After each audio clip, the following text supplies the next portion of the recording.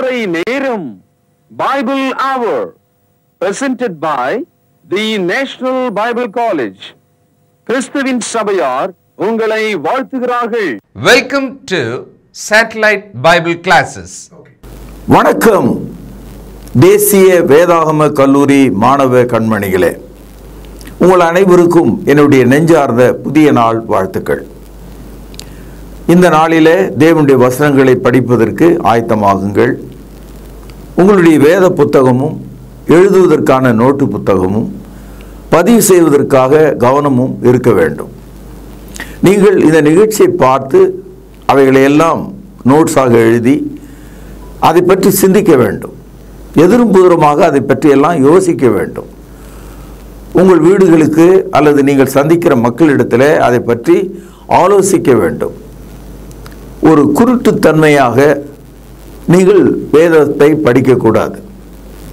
சத்தியத்தை அறிந்து கொள்கிற மக்களைப் போல நிதானம் உள்ளவர்களாக, ஆர்வம் உள்ளவர்களாக தேவனுடைய வார்த்தையை கற்றுக்கொள்ள வேண்டும். நம்ம வீட்டில் நம்முடைய முன்னோர்கள் சொத்துக்களை நமக்கு விட்டுட்டு போகிறாங்க. வயல்கள், நிலங்கள் இதெல்லாம் விட்டு போகிறாங்க. அப்படி அவங்க விட்டு போகும்போது என்ன செய்கிறாங்க? ஒரு உயில் எழுதுகிறாங்க. அந்த உயில் ஒரு தாளில் எழுதி அதற்கு சாட்சியெல்லாம் கையொப்பம் விட்டுருப்பாங்க. ஆனால் அந்த உயிலை எழுதின ஆள் அதை ஒரு பெட்டியில் வைத்திருப்பார் அல்லது தலைமாட்டில் வச்சிருப்பார் இல்லையா? தாத்தா வச்சிருக்கார். இப்போ அந்த உயில் எழுதப்பட்டது யாருக்காகனா மகனுக்காகவோ மகளுக்காகவோ பேரனுக்காகவோ அந்த தாத்தா எழுதி வச்சிருப்பார்.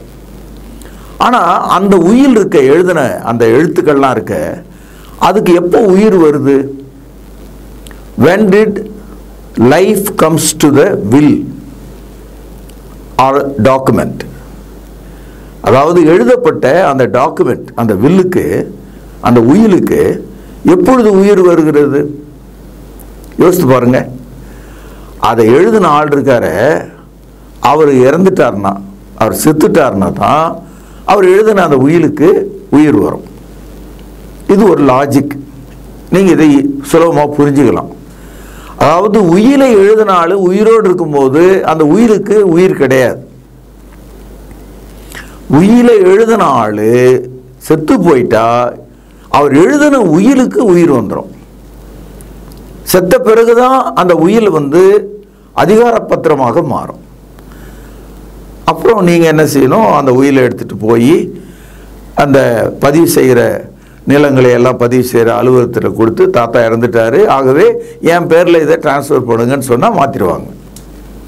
அதை மாதிரி பழைய ஏற்பாட்டை எழுதினவர் அவர் உயிரோடு இருக்கும்போது புதிய ஏற்பாட்டை கொடுக்க முடியாது. இது கொஞ்சம் சிக்கலான விஷயம். நீங்கள் நல்லா புரிஞ்சுக்கணும். இதை சொல்கிறது புரிஞ்சுதுங்களா? அதாவது பழைய உடன்படிக்கை எழுதினவர் உயிரோடு இருக்கும்போது அந்த புதிய உடன்படிக்கையை அவரால் நமக்கு கொடுக்க முடியாது. ஏன்னா அது பழசு. இப்போ புதுசு கொடுக்கணுன்னா முதல்ல பழசு எழுதின ஆள் செத்தா தானே புதுசு எழுதணும்னு அந்த உயில் உயிர் அடையும். இங்கிலீஷில் டெஸ்டமெண்ட் அப்படின்னா ஏற்பாடுன்னு அர்த்தம். டெஸ்டர் அப்படின்னா உயிலை எழுதினவர், ஏற்பாட்டை எழுதினவர்னு அர்த்தம். இன்னைய பாடத்தினுடைய தலைப்பு என்னன்னா டெஸ்டர் அண்ட் டெஸ்டமெண்ட். உயிலை எழுதினவர், உயில் என்ற தலைப்பில் இந்த செய்தி நம்ம கவனிக்கிறோம்.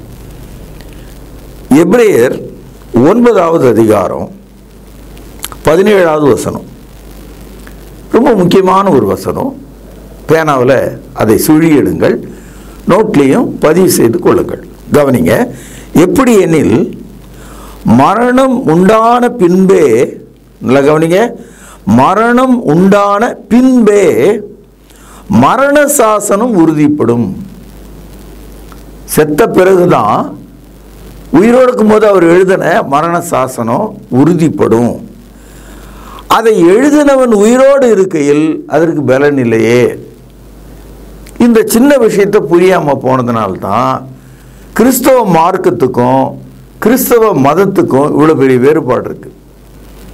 ஏன்னா கிறிஸ்தவ மதத்தில் இருக்கவங்களுக்கு இப்பொழுது நமக்கு கொடுக்கப்பட்டிருக்கிற இந்த புதிய உடன்படிக்கை, அதாவது இந்த புதிய ஏற்பாடு, அதனுடைய ஆளுமை, அதனுடைய அதிகாரம் தெரியல. எல்லாமே தேவனுடைய வார்த்தை தான். பைபிள் இருக்கிற அத்தனையும் தேவனுடைய வார்த்தை தான். ஆனால் தேவனுடைய வார்த்தையில கிறிஸ்தவ யுகம் என்று சொல்லக்கூடிய பரிசுத்தாவிக்குரிய காலம் இதுதான். அதாவது இன்னைக்கு 2000 ஆண்டுகளாக இந்த புதிய ஏற்பாடு உலகத்தில் உள்ள எந்த ஒரு மனிதனுக்கும் ஒரு உடன்படிக்கையாக தேவன் கொடுத்திருக்கிறார்.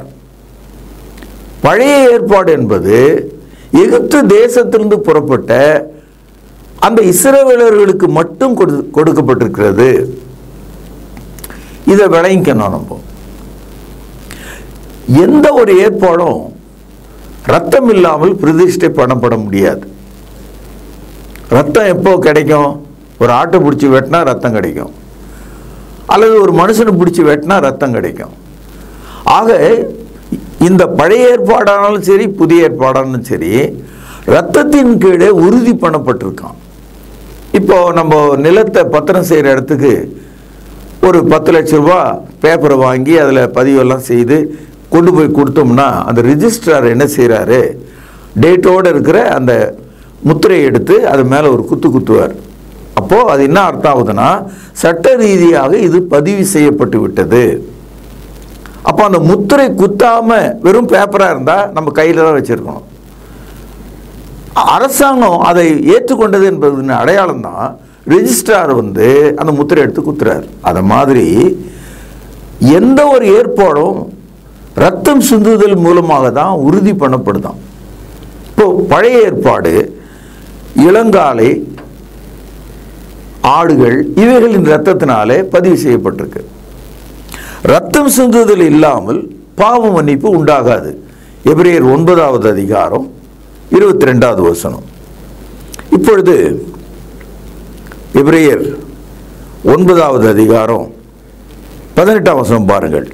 அந்தபடி முதலாம் உடன்படிக்கையும் இரத்தம் இல்லாமல் பிரதிஷ்டை பண்ணப்படவில்லை. ஆக பழைய ஏற்பாடை கூட தேவன் இரத்தத்தை கொண்டுதான் பிரதிஷ்டை பண்ணினாராம். அக்ரி பண்ணியிருக்கார், என்டார்ஸ் பண்ணியிருக்கார். ஆனால் அது வெள்ளாட்டுக்கடா, இளங்காலை இவைகளின் இரத்தத்தினாலே அது பதிவு செய்யப்பட்டிருக்கிறது. ஆனால் புதிய ஏற்பாடு இயேசு கிறிஸ்து சிந்திய இரத்தத்தினாலே நமக்கு பதிவு செய்யப்பட்டிருக்கிறது. எவ்வளவு மேன்மையான ஒரு விஷயமாக இருக்கிறது என்று எண்ணி பாருங்கள். எபிரேயர் 9:14 நித்திய ஆவினாலே தம்மை தாமே பழுதற்ற பலியாக தேவனுக்கு ஒப்பு கொடுத்த இயேசு கிறிஸ்துனுடைய இரத்தம் ஜீவனுள்ள தேவனுக்கு ஊழியம் செய்வதற்கு உங்கள் மனசாட்சியை செத்த கிரியைகளற சுத்திகரிப்பது எவ்வளவு நிச்சயம். அதாவது பழைய ஏற்பாட்டு காலத்தில் ஆடு மாடு இவைகளின் இரத்தத்தால் பழைய உடன்படிக்கை பதிவு செய்யப்பட்டது. ஆனால் புதிய உடன்படிக்கை இயேசு கிறிஸ்துனுடைய நித்திய ஆவி. ஏனென்றால் இயேசு கிறிஸ்து ஆவியிலே மரணமற்றவர். அவர் ஒரு பழுதற்ற பலியாக இருக்கிறார். அந்த பழுதற்ற பலியின் மூலமாய் சிந்திய இரத்தம் நம்முடைய மனதின் பாவங்களை, செத்த கிரியைகளை சுத்திகரிப்பது எவ்வளவு நிச்சயமாக இருக்கும். சரி, இன்றைக்கு நான் படித்த இந்த பாடத்தை மீண்டும் கவனத்தில் கொண்டாடுறேன். உங்கள் தாத்தா எழுதி வச்ச அந்த உயில், அந்த பத்திரம் எப்போ செல்லுபடியாகுது? எழுதினவர் செத்த பிறகு தான் செல்லுபடியாகுது. ஞாபகம் இருக்கு இல்லையா? அதுபோல பழைய உடன்படிக்கையை எழுதினவர் புதிய உடன்படிக்கை நமக்கு கொடுக்கும்போது எழுதினவர் சாக வேண்டியது அவசியமாக போச்சு. அப்போ இயேசு கிறிஸ்துனுடைய சிலுவை மரணம் ஒரு வகையில் பழைய ஏற்பாட்டை கொடுத்த அவரை மரணத்துக்குட்படுத்தி நமக்கு இந்த புதிய உடன்படிக்கையை தேவன் கொடுத்திருக்கிறார் என்பதை காண்பிக்கிறது. ஆகவே இதை தெளிவாக நீங்கள் புரிந்து கொள்ள வேண்டும். இப்பொழுது எபிரேயர் 9வது அதிகாரம் 16வது வசனம். ஏனென்றால் எங்கே மரண சாசனம் உண்டோ அங்கே அந்த மரண சாசனத்தை எழுதினுடைய மரணமும் உண்டாக வேண்டும். where there is death testament, there the tester must die. எங்கே மரண சாசனம் இருக்கிறதோ அந்த மரண சாசனத்தை எழுதினவர் மரித்தால்தான் புதிய சாசனமாகிய புதிய ஏற்பாடு கொடுக்க முடியும். உதாரணமாக ஒரு நீதிமன்றத்தில் ஒரு கொலை குற்றவாளிக்கு மரண தண்டனை கொடுப்பதாக நீதிபதி சொல்வதாக வைத்துக்கொள்வோம். அவர் பேனால அதை எழுதி கையொப்பம் விடுறார். அப்படி கையொப்பம் விடும்போது இந்த குற்றவாளிக்கு நான் மரண தண்டனை நியமிக்கிறேன் என்று சொல்லி கையொப்பம் விட்டுட்டார். கையொப்பம் விட்ட உடனே அந்த குற்றவாளியை அப்படியே தூக்கிட்டு போயிடுவாங்க. போலீஸ் எடுத்துட்டு போய் அவரை சிறையில் வைத்து அந்த குறிப்பிட்ட தேதி நேரம் வரும்போது அவரை தூக்கிலோ எப்படியோ ஒன்றை அவரை கொல்வாங்க. ஆனால் இந்த மரண தண்டனையை எழுதினாரு நீதிபதி, அவர் செத்தாரா? அவர் சாகலை. ஏன்னா அவர் மனுஷன். அவரால் சட்டப்படி மரண தண்டனை மட்டும்தான் கொடுக்க முடியும்.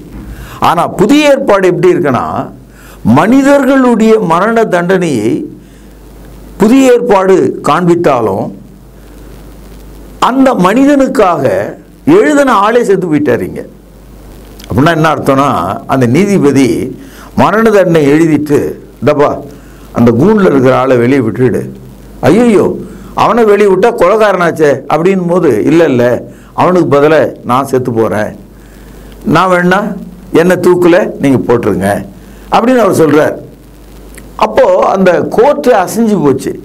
இதுனே ரொம்ப போச்சு, நீதிபதி சாகரன்னு சொல்கிறாரே குற்றவாளிக்காக அப்படின்னு ஜனங்க கேட்டாங்க. அப்போ தான் அவர் சொன்னார், இந்த பாருங்க, அந்த கொலை குற்றவாளி என்று நினைத்து மரண தண்டனை எழுதி கொடுத்தனே அவன் என் தம்பிங்க, எங்களுக்கு அப்பா அம்மா கிடையாது, நான் பார்த்து வளர்ந்த என் தம்பியை என் கையால் அவனை கொல்ல நான் விரும்பலை, அவனுக்கு பதிலாக அவன் செஞ்ச பாவத்துக்காக அவன் செய்த அந்த கொலைக்காக நான் தண்டிக்கப்பட என்னை ஒப்பு கொடுக்குறேன் சொல்லிட்டு யார் மரண தண்டனை எழுதினாரோ அவர் நான் சாகுறேன்னு சொல்றார். இப்போ உங்களுக்கு புரியுதுங்களா? இதுதாங்க கிறிஸ்தவ மார்க்கம். கிறிஸ்தவ மார்க்கம் என்பது மரண சாசனத்தை எழுதினவர் மரிக்கிறார். எங்கே மரண சாசனம் எழுதப்பட்டதோ அங்கே அதை எழுதினவனுடைய மரணம் உறுதிப்படப்பட வேண்டும். இதைதான் பாருங்கள், 1 யோவான் 2வது அதிகாரம் முதல் 2 வசனங்கள். என் பிள்ளைகளே, நீங்கள் பாவம் செய்யாதபடிக்கு இவைகளை உங்களுக்கு எழுதுகிறேன். ஒருவன் பாவம் செய்வானானால், கவனிங்கள், நீதிபரராய் இருக்கிற இயேசு கிறிஸ்து நமக்காக பிதாவினிடத்திலே பரிந்து பேசுகிறவராயிருக்கிறார். நம்முடைய பாவங்களை நிவர்த்தி செய்கிற கிருபாதார பலி அவரே. இது ஒரு முக்கியமான வார்த்தை. அதாவது நம்முடைய பாவங்களை நிவர்த்தி செய்கிற, நிவர்த்தி அப்படின்னு சொன்னா நம்ம செய்த பாவத்துக்கான ஈடாக. இப்போ 100 ரூபாய் கடன் பட்டீங்க, நான் உங்களுக்கு அந்த 100 ரூபாயை உங்கள் கடன் பட்ட ஆளுக்கு கொடுத்துட்டு உங்களை வெளியே கூப்பிட்டு வந்துட்டேன். நீங்கள் 1000 ரூபாய் கடன் பட்டீங்க, நான் 1000 ரூபாய் கொடுத்து உங்களை விடுதலை பண்ணுறேன். நிவர்த்தி என்ற அந்த வார்த்தைக்கு என்ன அர்த்தம்னா, உங்களுடைய மரணத்துக்கு பதிலாக அந்த மரணத்தை நான் ஏற்றுக்கிறேன்னு அர்த்தம். நிவர்த்தின்னு சொன்னால் உங்களுக்கு பதிலாக. கவனிங்க, நம்முடைய பாவங்களை நிவர்த்தி செய்கிற முக்கியமான ஒரு வார்த்தை இங்கே வரப்போகுது. பேனால அடிகோடு இடுங்கள். கிருபாதார பலி அவரே. இந்த வார்த்தையை நம்ம எப்பவுமே கேள்விப்பட்டது கிடையாது. பலி என்ற வார்த்தையை நம்ம கேள்விப்பட்டிருக்கோம். பலினா என்ன? ஒரு பலிப்பீடத்தின் மீது வெட்டப்பட்ட ஆடு மாடு, அதை தான் நம்ம பலின்னு சொல்கிறோம். பழைய ஏற்பாட்டில் அப்படி தான் பலி கொடுத்தாங்க. வெள்ளாட்டுக்கடா, இளங்காளை இவைகளை கொண்டு வெட்டினாங்க, அது பலியாக மாறியது. ஆனால் இந்த இடத்துல கிருபாதார பலின்னு இருக்கு. பழைய ஏற்பாட்டில் கொடுக்கப்பட்ட எந்த வெள்ளாடும் காளையும் கிருபாதார பலின்னு அழைக்கப்படல. ஏனென்றால் இந்த பலி இல்லைன்னா இன்னொரு பலியை, இந்த மிருகம் இல்லைன்னா இன்னொரு மிருகத்தை பிடிச்சிக்கலாம். இன்னைக்கெல்லாம் நாளைக்கு ஒன்று கொடுக்கலாம். இப்போ நம்ம கோவிலில் பாருங்க, தினமும் தேங்காய் உடைக்கிறாங்க, இன்னைக்கு இல்லைன்னா நாளைக்கு உடைச்சிக்கலாம். அந்த மாதிரியான எண்ணங்கள் பழைய ஏற்பாட்டில் இருந்தது. You can offer sacrifice any time any thing, you can pick up one எதையாவது ஒன்று எடுத்துக்கலாம். ஆனால் இயேசு கிறிஸ்து ஒரே தரம் பலியிடப்பட்டிருக்கார். அதனால தேவனுடைய பார்வையில் அவர் எப்படி இருக்காருன்னா கிருபையை கொடுக்கிற பலியாக இருக்கிறார். ரொம்ப அழகான ஒரு நல்ல வார்த்தை இது, கிருபாதார பலி. இந்த கிருபாதார பலி நம்முடைய பாவங்களை மாத்திரமல்ல, சர்வலோகத்தின் பாவங்களையும் நிவர்த்தி செய்கிற பலியா இருக்கிறார். இதை தான் நம்ம ஊர் ஊராக போய் சொல்கிறோம். இந்தியாவில் மட்டும் சொன்னால் பிடிக்கல, இவங்க மதம் மாற்றம் செய்கிறாங்க அப்படின்னு சொல்லி நம்மளை தண்டிக்கிறான். இயேசு கிறிஸ்து கிருபாதார பலியா இருக்கிறார் என்று சர்வலோகத்துக்கும் போய் சொல்ல வேண்டியது கிறிஸ்தவத்தின் கடமையாக இருக்கிறது. அன்புடனே இந்த சத்தியத்தை சொல்லும்போது இந்த மக்கள், இந்த விக்கிரக வழிபாடு செய்கிற மக்கள் வெறியர்களைப் போல மாறி தேசத்தில் மதமாற்று தடை சட்டம்னு ஒன்று கொண்டாடுறாங்களே, அதுக்கு என்ன காரணம்? இயேசு கிறிஸ்து சர்வலோகத்தின் பாவங்களை நிவர்த்தி செய்கிறவர் என்ற இந்த செய்தியை சொல்லக்கூடாது. இந்த செய்தியை கேட்கிற ஆளு தன் பாவத்தை விட்டு மனம் திரும்புகிறான், குடிகாரன் குடியை விடுகிறான், விபச்சாரக்காரன் விபச்சாரத்தை விடுகிறான், திருடன் திருட்டு தொழிலை விடுகிறான், கோபம் உள்ளவன் சாந்தத்தை அடைகிறான், ஒரு மனைவிக்கு மறுமனைவியை தேடுகிறான், ஒரு மனைவியின் இடத்துல வாழ்கிறான், தேசபக்தி உள்ளவனாய் இருக்கிறான், அரசாங்கத்தை மதிக்கிறான், வரிகளை செலுத்துகிறான், நல்ல மனிதனாக ஒழுக்கம் உள்ளவனாக சமுதாயத்தில் வாழ்கிறான். காரணம், சர்வலோகத்தின் பலியாகிய கிருபாதார பலி அவன் பாவங்களை கழுவி அவனுடைய நெஞ்சை சுத்தமாக்கினதனால அவன் ஒரு புதிய மனிதனாக மாறிவிடுகிறான். 2 கொரிந்தியர் 5வது அதிகாரம் 17வது வசனத்தில் படிக்கிறோம், ஒருவன் கிறிஸ்துவுக்குள் இருந்தால் அவன் புதிய சிருஷ்டியா இருக்கிறான், பழையவைகள் எல்லாம் ஒழிந்து போயிற்று, எல்லாம் புதிதாயிற்று. நீங்க இந்த புதிய ஏற்பாட்டை எடுத்து படிச்சீங்கன்னா யாரெல்லாம் இயேசுவை சந்திச்சாங்களோ, யாரெல்லாம் இயேசுவை பார்த்தார்களோ அவர்கள் மாறிவிட்டார்கள். அவருடைய குணங்கள் மாறிவிட்டது, அவருடைய பழக்கம் மாறிவிட்டது. யோவான் 8ஆம் அதிகாரத்தில் கையும் மெய்யுமாய் பிடிக்கப்பட்ட ஒரு விபச்சாரத்தில் சிக்கிய பெண்ணை அக்கால யூதர்கள் பிடித்து கொண்டு வந்து எருசலேம் தேவாலயத்தினுடைய வாசலில் நிறுத்தி மோசேயினுடைய நியாயப்பிரமாணத்தின் படி அவள் மீது கல்லெறிந்து கொல்ல வேண்டும் என்று வருகிறார்கள். காலை நேரம், எருசலேம் தேவாலயத்தினுடைய வாசலிலே பலிபீடம் இருக்கிறது, வாசலுக்குள்ளே பிரகாரம் பரிசுத்த ஸ்தலம் இருக்கிறது, அந்த பரிசுத்த ஸ்தலத்துக்கு உள்ளே மகா பரிசுத்த ஸ்தலம் இருக்கிறது, அங்கே தேவனுடைய உடன்படிக்கை பெட்டி இருக்கிறது, தேவாலயத்தில் பிரதான ஆசாரியர் இருக்கிறார், லேவியர்கள் இருக்கிறார்கள். காலை முதற்கொண்டே பலிகளை செலுத்துவதற்காக அந்த பலிபீட தண்டை மக்கள் நிற்கிறார்கள். ஆனால் இத்தனை பேரும் விபச்சாரத்தில் கையும் மெய்யுமாய் பிடிக்கப்பட்ட அந்த பெண்ணை கொல்ல வேண்டும் என்றுதான் விரும்புகிறார்கள். ஆனால் இயேசு ஒருவர் வித்தியாசமான ஒரு தீர்ப்பை அங்கே கொடுக்கிறார். இதை நாம் யோவான் 8ஆம் அதிகாரத்தில் படிக்கிறோம். அவர் ரொம்ப நேரமா அந்த மக்களை பார்த்து தரையில் எழுதி கொண்டே இருந்தார். அதிகமாக மக்கள் தொடர்ந்து அவர் இடத்துல கேட்டாங்க, நீங்க என்ன சொல்றீங்க, இந்த பெண்ணை மோசேயினுடைய சட்டப்படி பழைய ஏற்பாட்டுப்படி கொல்லணுமா வேண்டாமா அப்படின்னு கேட்டுக்கிட்டே இருந்தாங்க. இயேசு என்ன செய்தார் தெரியுங்களா? உங்களில் பாவமே இல்லைன்னு நினைக்கிற ஆளு முதல்ல கல்லடிங்க, அதுக்கப்புறம் மற்றவங்க எல்லாம் சேர்ந்தடிங்க அப்படின்னு சொன்னார். சொல்லிட்டு கீழே உட்காந்து வசனத்தை எழுத ஆரம்பிச்சார், மோசேயினுடைய நியாயப்பிரமாணத்தை எழுத ஆரம்பிச்சார். அதை படித்த மக்கள் கல்லை கீழே போட்டு ஒவ்வொருத்தரா ஓடிட்டான், ஒரு ஆள் கூட இல்லை. கடைசியில் இயேசு தலை நிமிர்ந்து அந்த பெண்ணை பார்த்து, ஒருவனும் உன்னை குற்றவாளியாக மாற்றவில்லையா, ஒருவனும் உன்னை தண்டிக்கவில்லையா என்று கேட்ட பொழுது அவள் சொன்னால், இல்லை ஆண்டவரே, யாரும் என்னை குற்றவாளி என்று சொல்லாமல் அவர்கள் போய்விட்டார்கள் என்று சொன்னார். அப்போ இயேசு சொன்னாரு, நானும் உன்னை குற்றவாளியாக தீர்க்கவில்லை.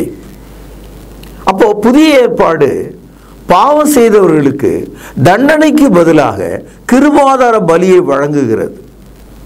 இயேசு கிறிஸ்து அந்த ஸ்திரீயிடத்தில் பேசும்போது அவர் சிலுவையில் இன்னும் மரிக்கல. ஆகவே அவரிடத்தில் அவர் சொன்னாரு, நீ இனி பாவம் செய்யாதே, do not continue in sin. சகோதரர்களே, கிருபாதார பலி என்பது பழைய ஏற்பாடு ஒவ்வொரு குற்றத்துக்கும் தண்டனை வழங்கிட்டே வந்தது. புதிய ஏற்பாடு ஒவ்வொரு குற்றத்தையும் தன் மீது ஏற்றுக்கொண்டது போல இயேசு தன் மீது ஏற்றுக்கொண்டு அவருடைய நீதியை நம்மீதும் நம்முடைய பாவத்தை அவர் மீதும் அவர் சுமக்கிற தேவ ஆட்டுக்குட்டியாக கிருபாதார பலியாக புதிய ஏற்பாட்டை கொடுத்த அந்த பிரமாணத்துக்கான மரணத்தை கொடுத்த ஒரு நியாயாதிபதியாக அவர் இருக்கிறார். Christ gave the New Testament. Christ died as a tester for the New Testament. ஏனென்றால் எங்கே மரண சாசனம் இருக்கிறதோ அங்கே மரண சாசனத்தை எழுதினுடைய மரணமும் உண்டாக வேண்டும். அதான் அங்கே நிகழ்கிறது. இப்பொழுது எபிரேயர் 7வது அதிகாரம் 19வது வசனம். நியாயப்பிரமாணமானது ஒன்றையும் பூரணப்படுத்தவில்லை. இந்த பழைய ஏற்பாடு இருக்க அது ஒரு மனிதனை குற்றவாளியாக தான் தீர்க்குதே தவிர அவனை விடுதலை செய்து நல்லவனாக மாற்றவில்லை, ஒருவனையும் பூரணப்படுத்தவில்லை. அதிக நன்மையான நம்பிக்கையை வருவிப்பதோ பூரணப்படுத்துகிறது. அந்த நம்பிக்கையினாலே தேவனிடத்திலே சேருகிறோம். பழைய ஏற்பாட்டினால ஒரு ஆள் நீதிமானாக்கப்பட முடியல. ஏன்னா தவறே அவன் செஞ்சுக்கிட்டே இருக்கான், தவறை மட்டும் சுட்டி காட்டிக்கிட்டே இருக்கு பழைய ஏற்பாடு. ஆனால் புதிய ஏற்பாடு தவறை தனக்குள் வாங்கி கொண்டு அந்த குற்றத்துக்கு பதிலாக நமக்கு பாவ மன்னிப்பை அருளுகிறது, அதிக நன்மையை நமக்கு கொடுக்கக்கூடியதாக இருக்கிறது. எபிரேயர் 10வது அதிகாரம் 10வது வசனம் பாருங்கள். இயேசு கிறிஸ்துனுடைய சரீரம், கவனிங்கள், ஒரே தரம் பலியிடப்பட்டதனாலே அந்த சித்தப்படி நாம் பரிசுத்தமாக்கப்பட்டிருக்கிறோம்.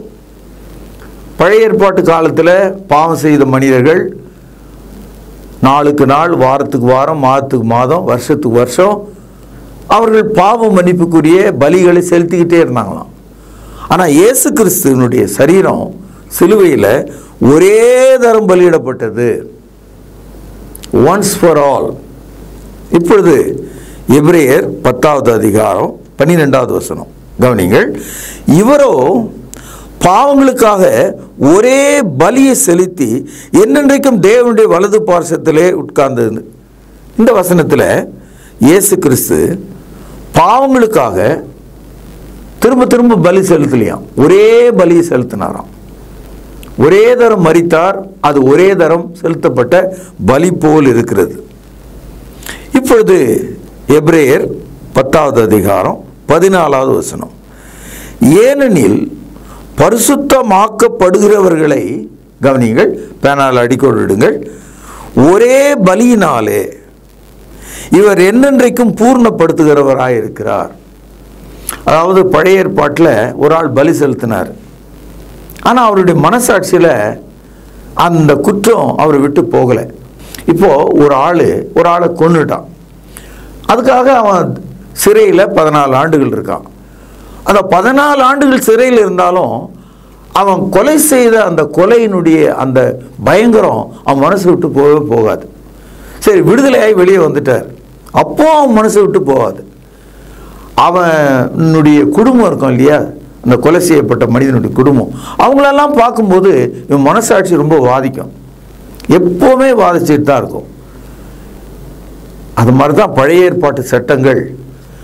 அவர்கள் நூற்றுக்கணக்கான பலிகளை கொடுத்தாலும் அவங்க செய்த குற்றங்கள் அவங்களுடைய மனதில் கரையாக படிந்து வேதனையாக எப்பவுமே இருந்ததாம்.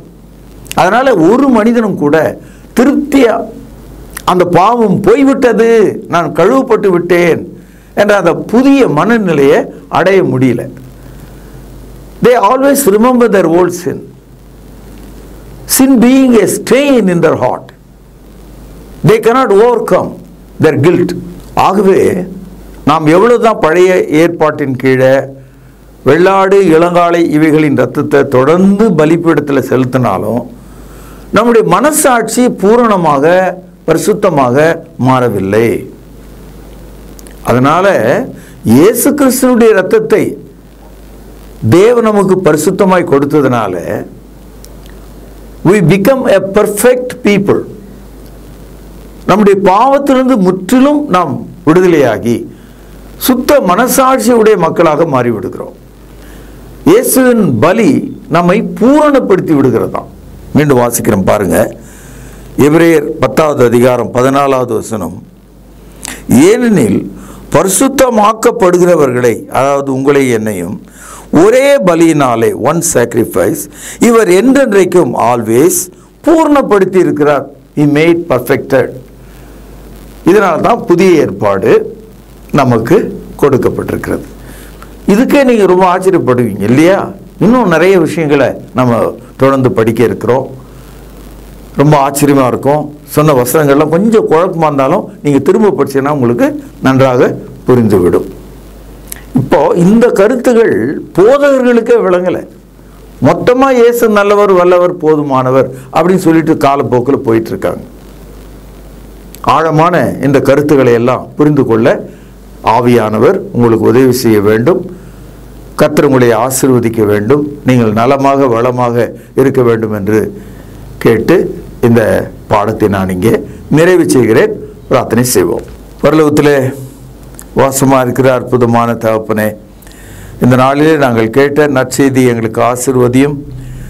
கிறிஸ்து எங்களுக்கு பூரணப்படுத்தும் பலியாகவும் ஒரே பலியாகவும் நிரந்தரமாக எங்கள் நல் மனச்சாட்சியை சுகப்படுத்துகிறவருமாயிருப்பதற்காக ஸ்தோத்திரம். மரண சாசனம் எழுதப்பட்ட போது அதை எழுதினவனும் முறிக்க வேண்டும். அப்பொழுதுதான் மரண சாசனம் உறுதிப்படும் என்பது போல கிறிஸ்துவ எங்களுக்கு புதிய ஏற்பாட்டை கொடுத்து அதற்காக மரித்து தமது இரத்தத்தை பிரதிஷ்டையாக கொடுத்ததற்காக உம்மை துதிக்கிறேன், ஸ்தோத்திரிக்கிறேன். சர்வலோகத்தின் பாவங்களை நீக்கும் ஆண்டவர் இயேசுவின் இரத்தத்தாலே மனுஷர்கள் ரட்சிப்படைய வேண்டும் என்று ஜெபிக்கிறேன். ஆண்டவர் இயேசுவின் நிமித்தமே ஜெபத்தை கேட்டருளும் பரிசுத்தமுள்ள எங்கள் நல்ல பிதாவே, ஆமென். தொடர்பு கொள்ள வேண்டிய முகவரி: திருமறை நேரம், 58 சர்ச் தெரு, குமரன் நகர், சென்னை 6,82,000. தொலைபேசி எண் 044255008882. செல்போன் 9385500882. கர்த்தாவே, தேவர்களில் உமக்குப்பானவர் யார்? வானத்திலும் பூமியிலும் உமக்குப்பானவர் யார்? உமக்குப்பானவர் யார்? உமக்குப்பானவர் யார்? வானத்திலும் பூமியிலும் உமக்குப்பானவர் யார்? வானத்திலும் பூமியிலும் உமக்குப்பானவர் யார்?